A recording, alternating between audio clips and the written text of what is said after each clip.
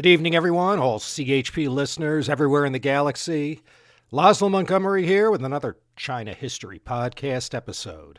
The one you're hearing now actually came out on Patreon and CHP Premium in early July, about 2 months ago.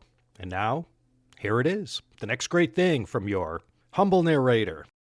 I've been busy doing some massive house cleaning here. After 15 years of the CHP, there's a fair amount of material in various stages of dilapidation. So a lot of old stuff is going through a once-in-an-eon renovation. There's still new stuff coming all the time. I have a bunch of new CHP and CSP shows that haven't hit the record stores yet. So if you want to support me with a subscription, you won't have to wait. There's been a few pretty decent episodes, so I've been told by those who heard it already. And here's one of them. Once more, this one's another request that I thought I'd finally get to. I don't know, it took so long. There is a veritable plethora, if you'll permit me to use the P word, of fascinating characters who plied the stage of Chinese history in the 1920s and 30s. But there's something about Wang Jingwei as far as a CHP topic to cover. He definitely gets requested the most. Wang Jingwei, the 中国头号大汉奸, China's #1 traitor. Yeah, Baidu minces no words. That's what they call him when you look him up in the Baike. He was an important revolutionary figure from the time leading up to and following the Wuchang Uprising of Double 10, 1911. And throughout the Republican period on the mainland, up to his death in 1944, he remained an important and, certainly divisive figure. The timeline of Chinese history from 1911 to 1944, we've walked down this road in so many past episodes. It's so familiar to most of us, but let's walk down this well-beaten path once more. But this time, let's use Wang Jingwei as our lens to focus on those past events.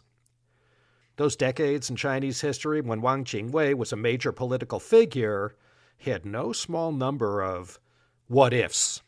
There were so many crossroads and crucial moments where the path taken led to nowhere, or worse. Opportunities came and went that might have steadied the Chinese ship of state. Starting in 1911, when we look at all the milestones between then and 1949, there were so many twists and turns that might have allowed the nation and its people to flow in a direction that might have led to all that we marvel at today in China. To varying degrees, intellectuals and informed masses, they all had the same or similar aspirations for China. But once Yuan Shikai crossed over to the dark side on December 12, 1915, what might have been a possible turnaround for the Chinese nation, in the end, led to a 33-year agonizing, slow burn of economic catastrophe, loss of life, and human sacrifice on a national scale. To earn this moniker, 中国头号大汉奸, #1 Chinese traitor, Wang Jingwei's crimes against the Chinese nation must have been rather extraordinary. I suppose history has already passed judgment on him and concluded his deeds earned him that ignoble word. He's never going to wiggle out from underneath that rock. But in discussing Wang Jingwei's life, we can see there was more to his legacy than that one decision he made that ended up defining him and how people back then, as well as today, view him.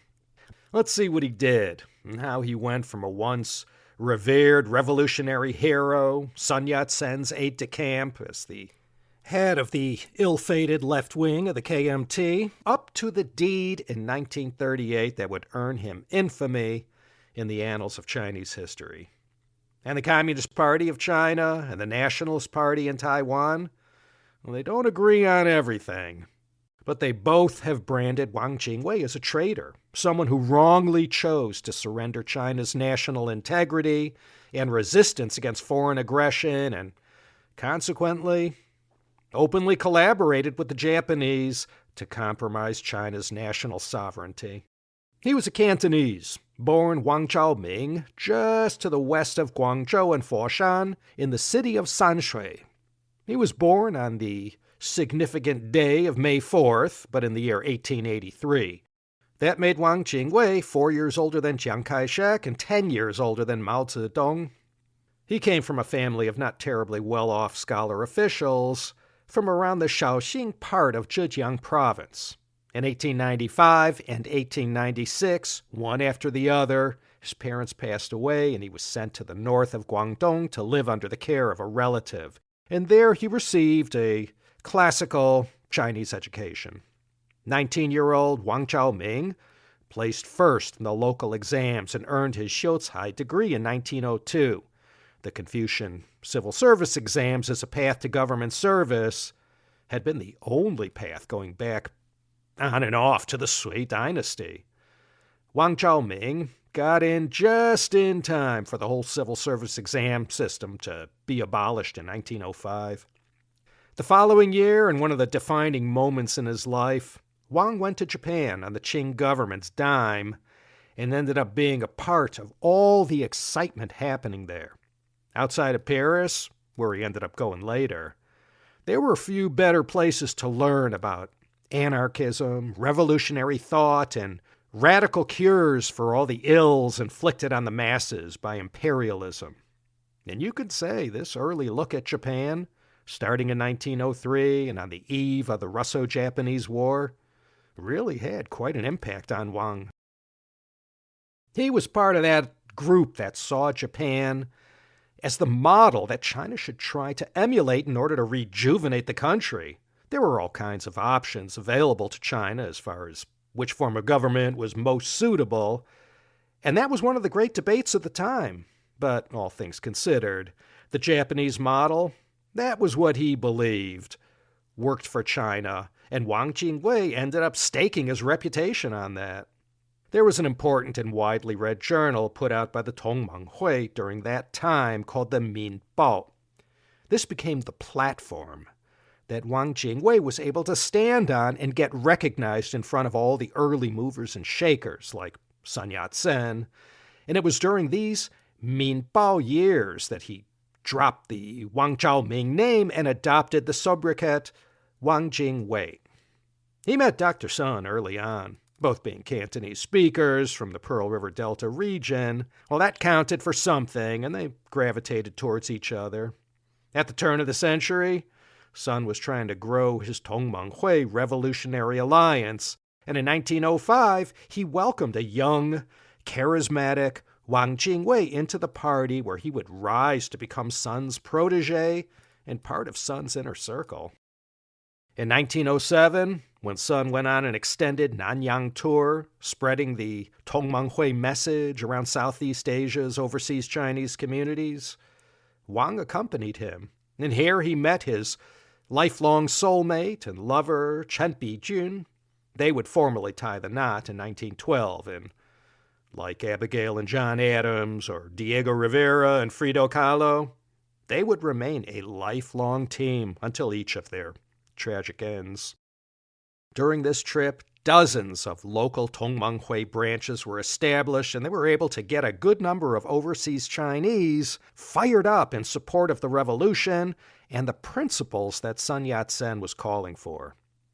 These years during this Nanyang tour, along with Wang Jingwei's time in Japan, and when he became an up-and-coming voice in the Tongmenghui, and finally, thanks to his street cred as a revolutionary, as a writer, and again, being a fellow Cantonese, it put him squarely in the center of the circle of Sun's most trusted advisors.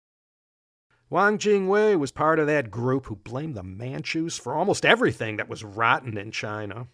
In February 1910, working as part of a secret KMT cell, he attempted to assassinate Cai Feng, perhaps better known as Prince Chun of the first rank, Chun Qin Wang.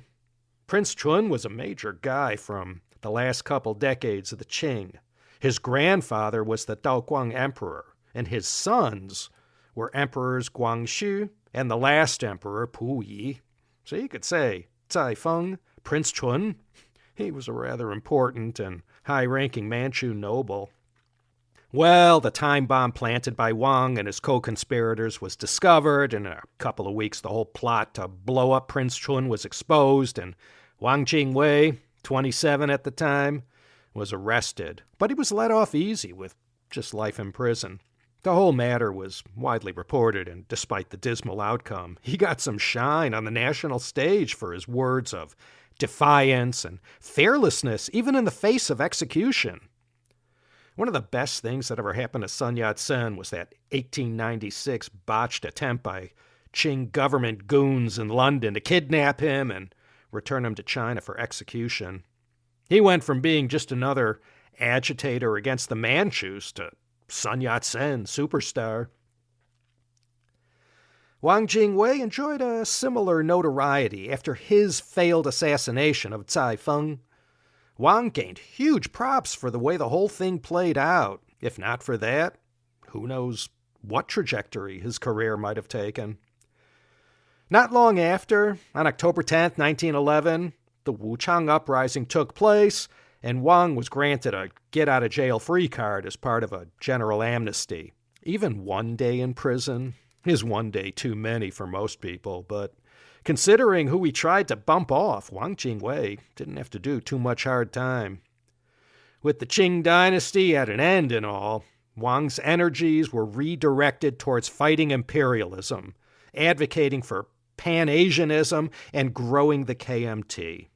He never wavered as a staunch supporter of Sun Yat-sen. When Yuan Shikai made his power move in 1912, Wang Jingwei was among those who advised Dr. Sun to step aside and hand the presidency to Yuan.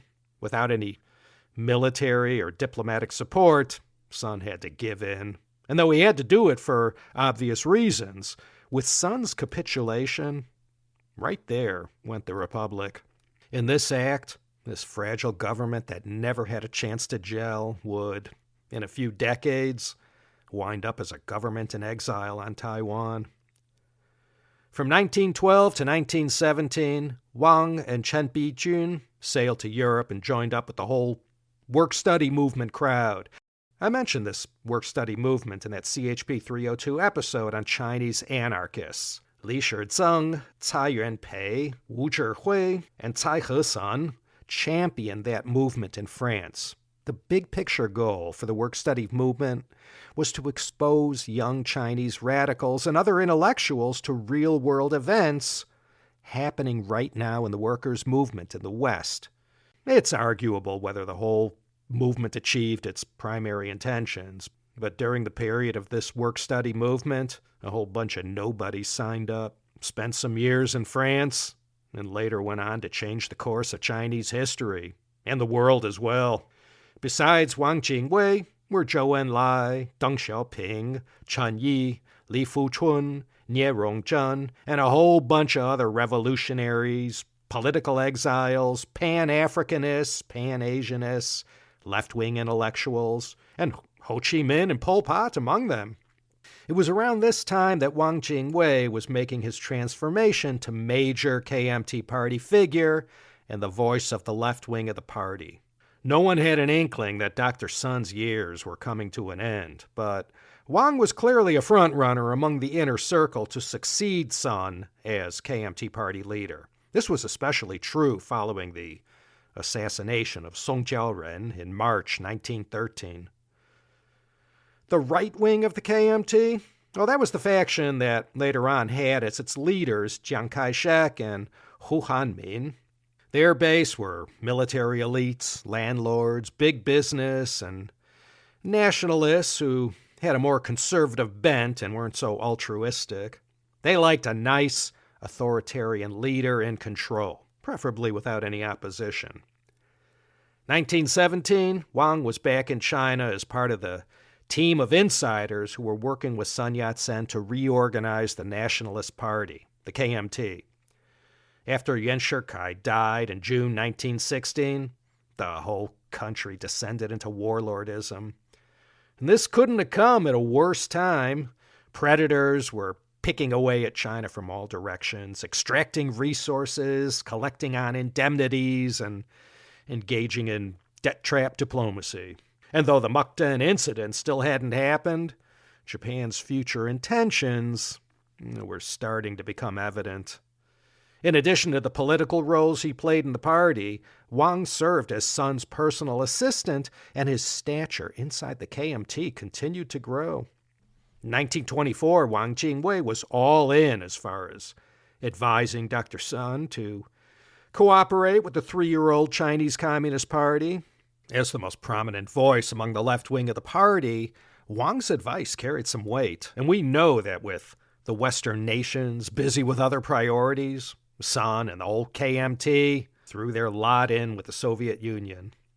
Despite their fundamental differences, all factions united under Dr. Sun agreed the warlords had to go. The country needed to be united, and the foreign imperialists, including Japan, needed to be reined in.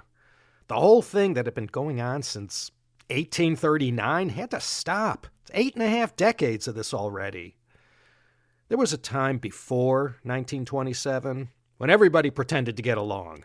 The first United Front years, 1924 to 1927, Sun Yat-sen, the Comintern, the Chinese Communists, the Whampoa Military Academy, Borodin, Chiang Kai-shek, Zhou Enlai.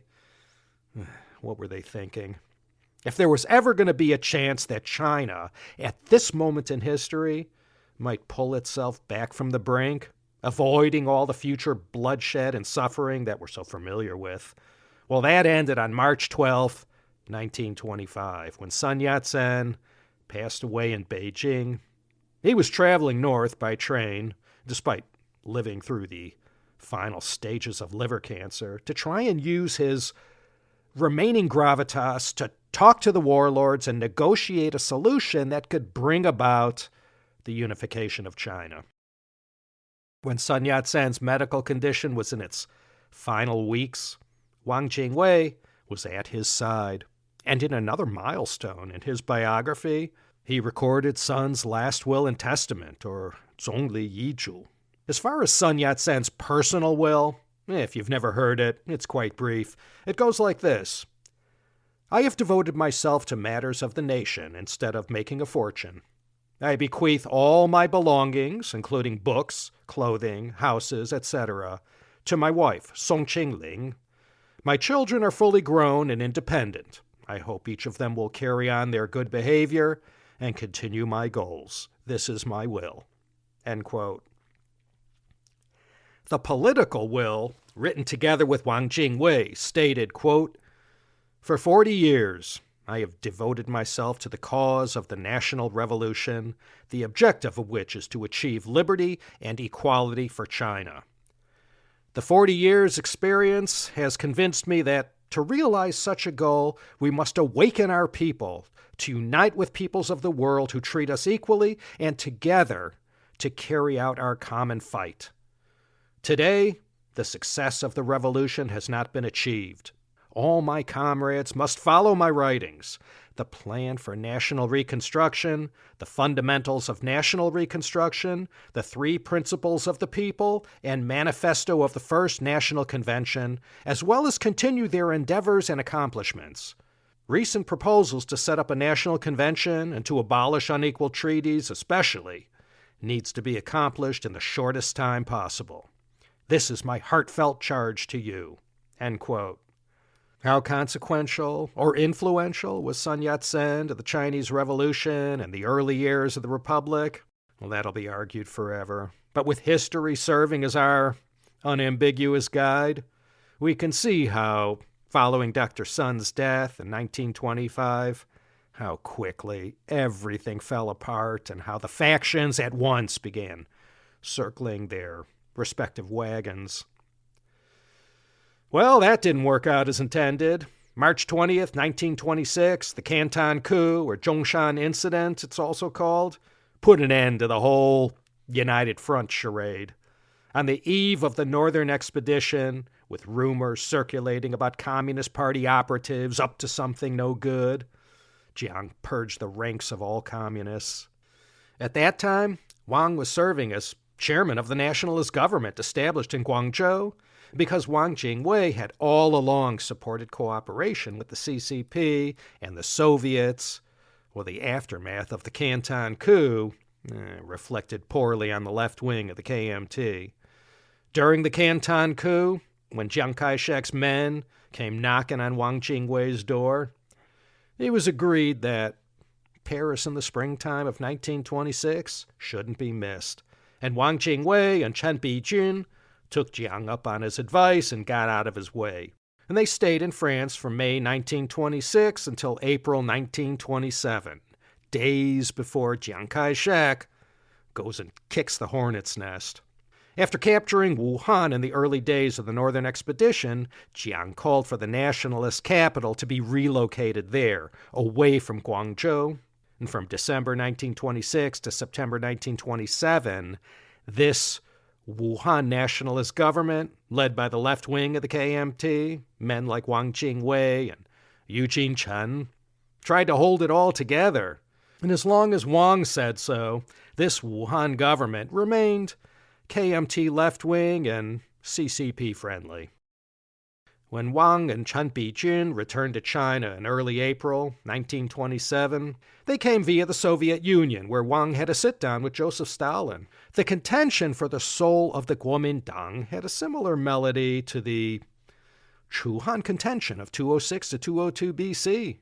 Liu Bang and Xiang Yu contending for the crown worn by Qin Shi Huang, while the contention for control of the party mostly coalesced around Jiang or Wang. What was at stake? It was to be the legitimate successor of Sun Yat-sen, his legacy and his mantle. Who would control the party, the KMT, and as many incorrectly believed, who would rule China? Though the rivalry had been percolating beneath the surface since 1921, after the April 12th incident, the Shanghai massacre, the unspoken civil war was on. All communists and leftists were purged from the KMT, and this event led to the Nanjing-Wuhan split, the Ninghan Fanlie, with Jiang establishing his own rival government in Nanjing. Ning was a one-character abbreviation for the city of Nanjing, where he based his rival government. Han stood for Wuhan, where Wang Jingwei's Wuhan regime was based. The Wuhan regime is almost a footnote from here on out. It never had any support or recognition worth writing home about. In no way did they have the firepower Jiang had. And financially, they were barely hanging in there. All the big money was on Chiang Kai-shek. Big business was hardly going to sign on to support a government that supported workers' rights, higher pay, and all that nonsense. Wang was initially outraged at Jiang's Shanghai massacre purge of communists, and carried out so soon after his return to China, too. No one in the KMT had advocated more for trusting the patriotic good intentions and sincerity of the communists more than Wang Jingwei. So for Jiang to take such drastic action on top of the Zhongshan Canton coup incident, the heat was really turned up high about who ran the party. Prior to the Shanghai massacre, Wang, despite his doubts or misgivings, had insisted, for the sake of the big picture and current realities, to allow for a kind of temporary and conditional tolerance of the communists. This was already a divisive issue, and though the communists were not even a shadow of the CCP they'd become on the eve of the Civil War, they were already starting to send shivers up and down the spines of the privileged classes. But this Wuhan government, from day one, faced severe administrative and financial difficulties, compounded by pressure from the Comintern. Wang Jingwei found himself in charge of a very dysfunctional, divided, and broke Wuhan national government. When Chiang Kai-shek stepped back briefly and took his lumps for what he'd gone and did April 12, 1927, there was no way to capitalize on the moment. With two KMT factions now split into the Wuhan and Nanjing regimes, each side wasted 5 precious months in this political struggle to lead the KMT. Then on June 1st, 1927, with suspicions already running at a fever pitch, the famous Stalin telegram was intercepted and shown to Wang Jingwei, Eugene Chen, and Madame Sun, Song Qingling.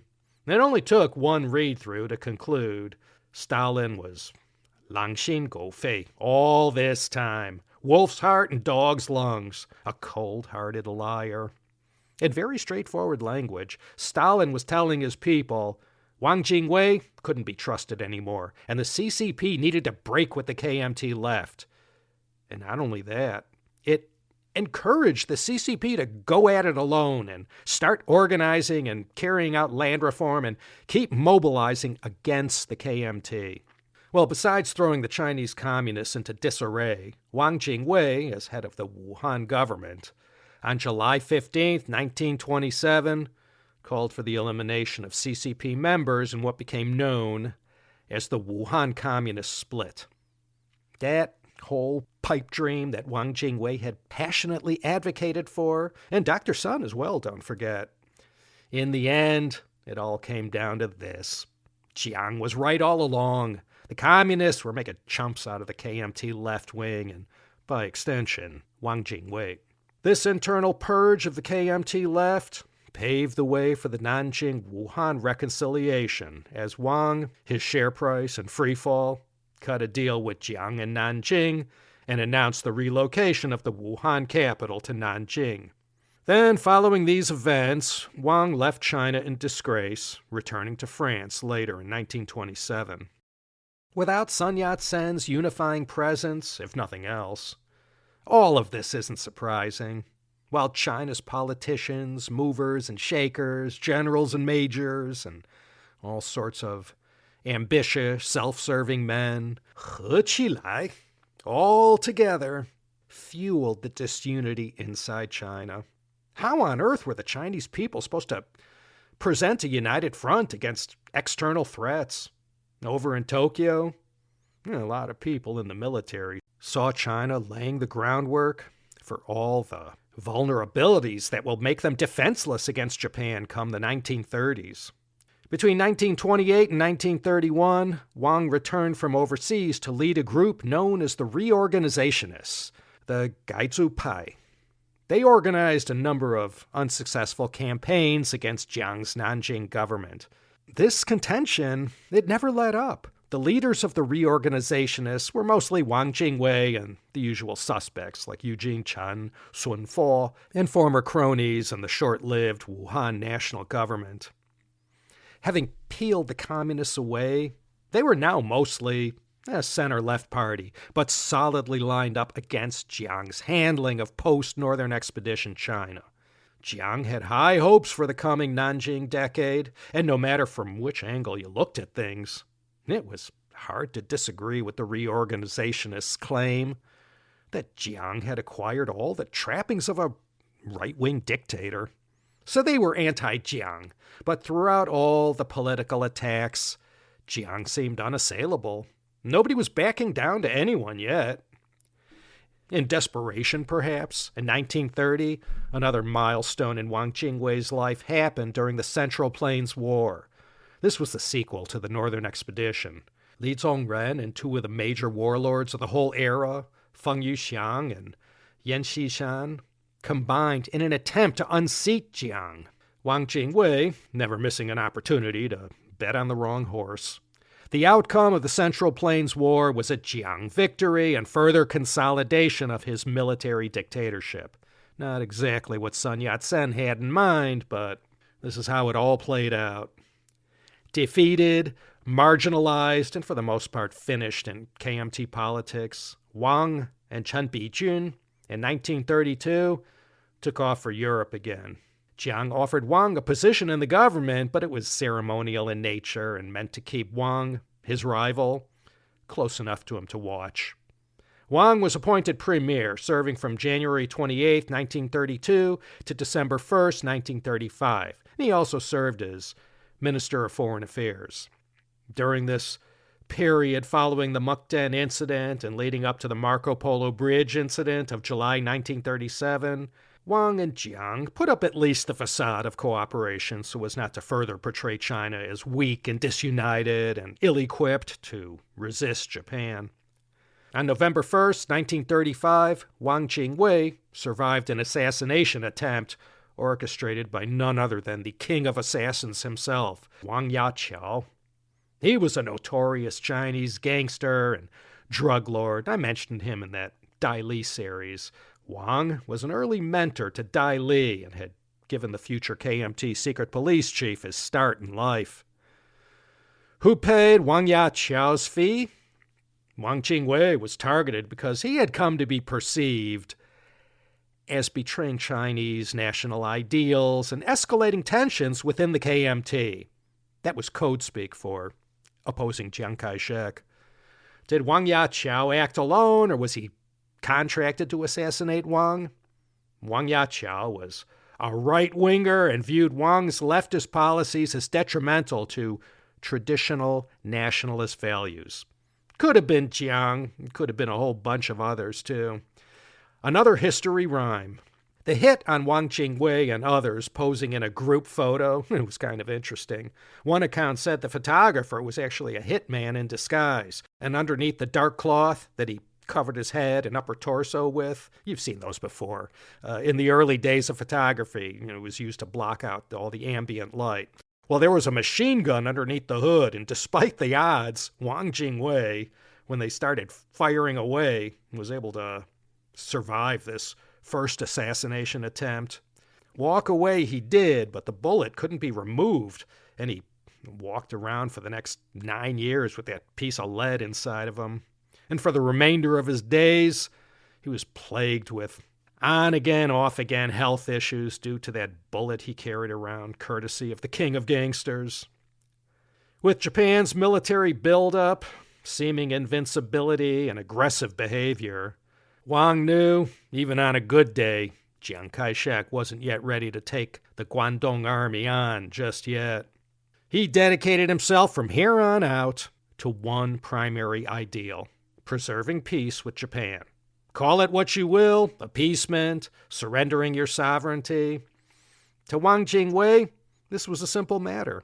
Despite all of China's efforts, the country was never able to build a military that could take on Japan. Whatever Wang Jingwei may have thought of Japan in his heart of hearts, in his Xinmuzhong, this had to be suppressed for the sake of avoiding a destructive war that would lead to the death of tens of millions of Chinese lives. China in early 1938, still in shock from the horrors of December 1937, and with everyone hunkering down in the wartime capital of Chongqing, needed an extended period of peace and stability to restore the economy and continue to build and train a national military. By April 1938, Wang Jingwei held the position of vice president of the Kuomintang, directly reporting to Chiang Kai-shek.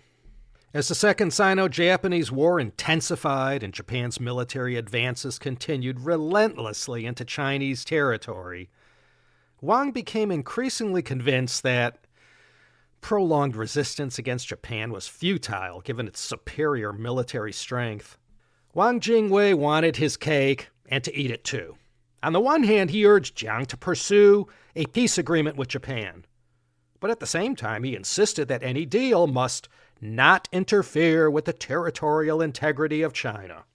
Well, from Jiang's diaries, it was clear that by the time they retreated to Chongqing, the Generalissimo knew any appeasement would just fuel further Japanese aggression.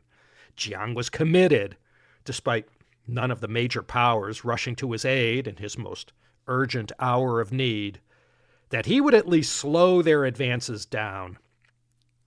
This fundamental disagreement on strategy, coupled with Wang's growing disillusionment with Jiang's leadership and how far he had strayed from what was central to what Sun Yat-sen had called for, pushed him towards a drastic alternative. Wang firmly believed that peace and an extended period of reconstruction was essential for the nation to rebuild its economy, society, and military. He was right about one thing: to meet Japan head-on, militarily, was going to cost China dearly in loss of life, destruction of property, and people's livelihoods. Where these two eternal rivals within the KMT parted ways was that Jiang believed national sovereignty and integrity was more important. With his political dreams in shambles and all hopes dashed of ever leading the KMT and seeing through to the end Sun Yat-sen's vision for a constitutional republic, he held his nose and turned to the Japanese. This was by no means his first choice, but with his warnings about wholesale slaughter wherever the Japanese army marched in China coming true, he believed he was right all along. Resistance at this stage was futile.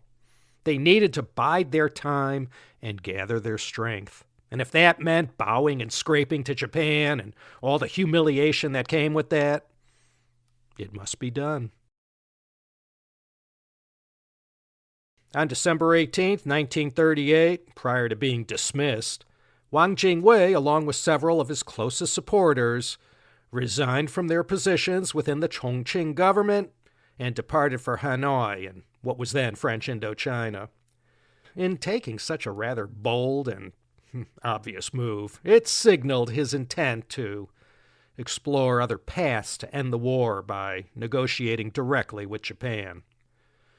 As soon as he got settled, Wang publicly announced his support for a negotiated settlement with Japan to put an end to the war in China. So now, everything was out in the open.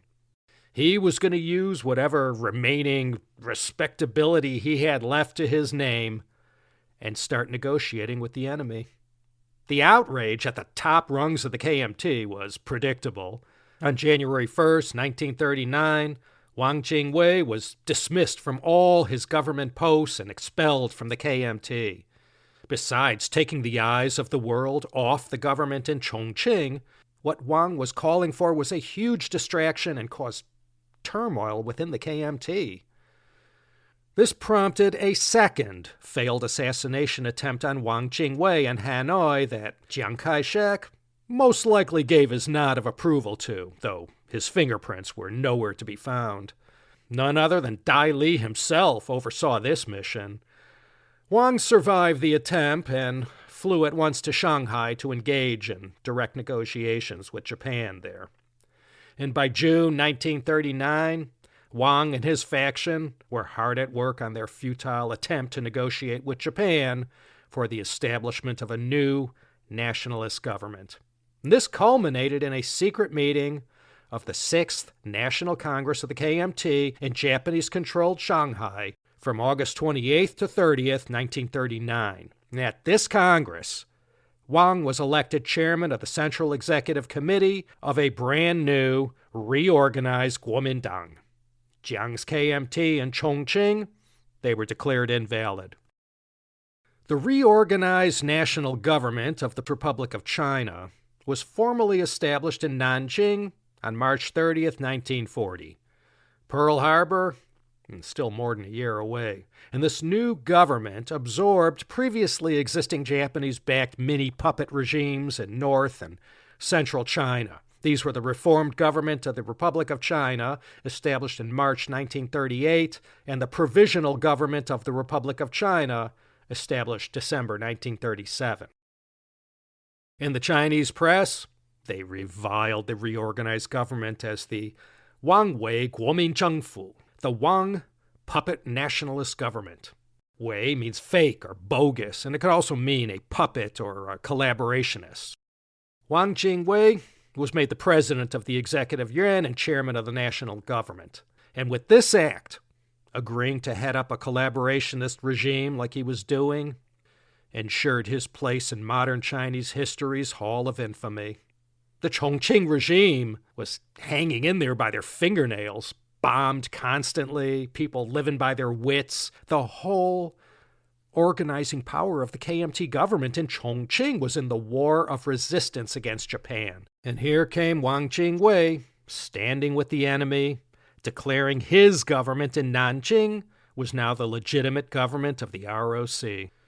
To bolster the perceived legitimacy of his new administration, Wang undertook a number of symbolic acts to show everyone he was legit. This included a choreographed visit to Sun Yat-sen's tomb in Nanjing, where he asserted his claim as the Guofu's rightful successor. He also had a major tussle with his Japanese handlers over the use of the KMT flag. He wanted to use the flag, and the Japanese resisted. However, they compromised, and with that symbol, Wang Jingwei hoped it helped bolster his legitimacy in the eyes of the Chinese people.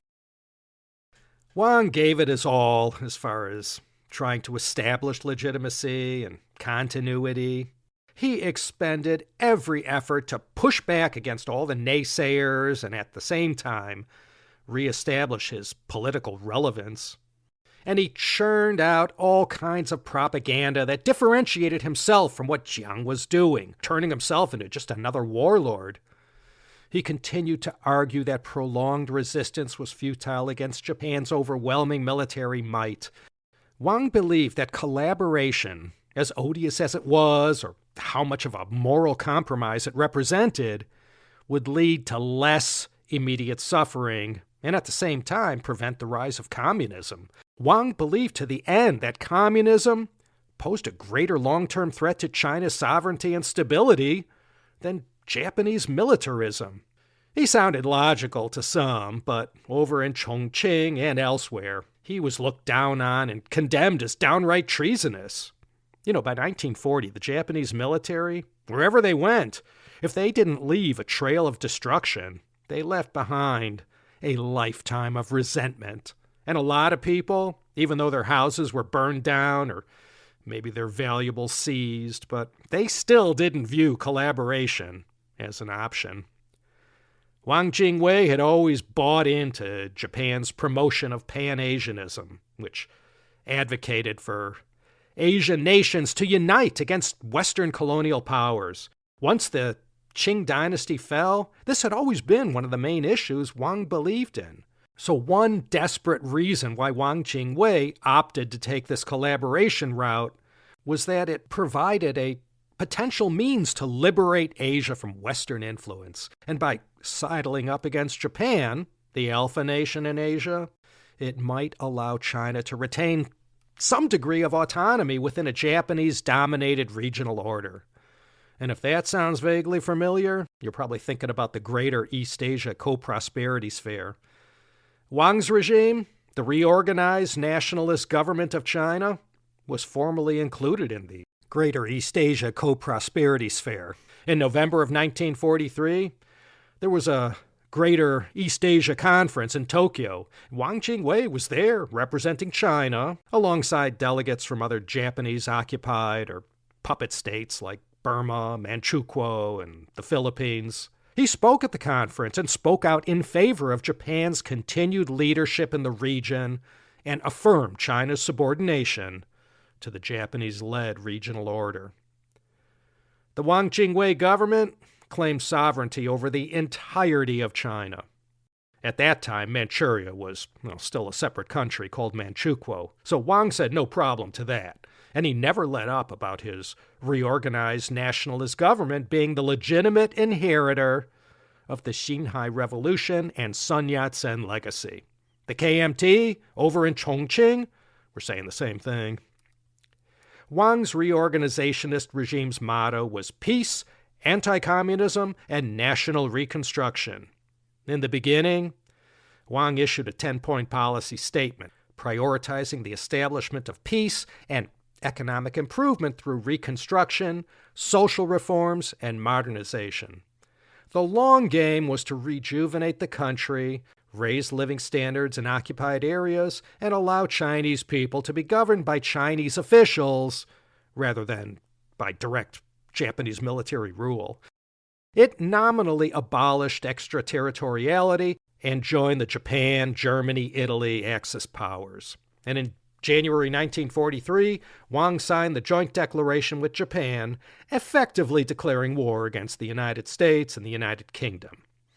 Despite its claims of legitimacy and efforts at governance, the Nanjing regime struggled profoundly for acceptance and was widely perceived as a collaborationist government. The illusion of autonomy was just that, a grand illusion. The government had complete and utter dependence on Japan for just about everything, most importantly funding and the Japanese military for survival. When it suited Japan to offer up any kind of recognition, they'd do it. Otherwise, they treated the Wang Jingwei puppet government for what it was. Japan's Supreme Military and Economic Advisory Commission in Nanjing called all the shots. They had the real control over what was decided within the areas under the rule of the collaborationist government. The whole thing was a sham, and it didn't take 50 or 100 years of retrospect to say these words. By the end, Wang Jingwei knew he'd been had. The Japanese themselves largely viewed Wang's regime as a strategic tool, a means to an end. They knew Wang Jingwei was a stooge. They were just using him as a lever to try and get Chiang Kai-shek to open up negotiations. The Japanese rarely ever gave Wang any face, and Wang's greatest fear was coming true, that he would be judged by history for falling for this idea that was doomed from the start. Wang himself had become deeply despondent after Japan's attack on Pearl Harbor. Like more than a few people, he was pretty sure this would be the beginning of the end for Japan. And in Wang Jingwei's most private moment of reflection, he probably knew his collaboration would ultimately yield nothing for China, rendering his sacrifice, as he saw it, meaningless. The reorganized nationalist government regime also faced numerous other challenges besides Japan's indifference.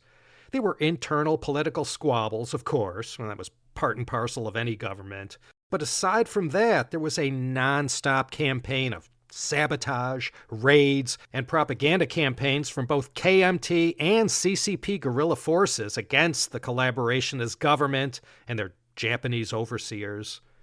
Whatever false hopes Japan harbored for international recognition of the Wang Jingwei regime, it was wholly unrealized outside of Japan's bubble. Even their ally, Germany, which maintained significant economic interests in China, hesitated to grant recognition to Wang's government, preferring to preserve its good relations with both China and Japan. In the later years of the Second Sino-Japanese War, Wang Jingwei's health experienced significant decline. This deterioration was notably exacerbated by complications arising from the bullet wound he sustained during the assassination attempt in 1935.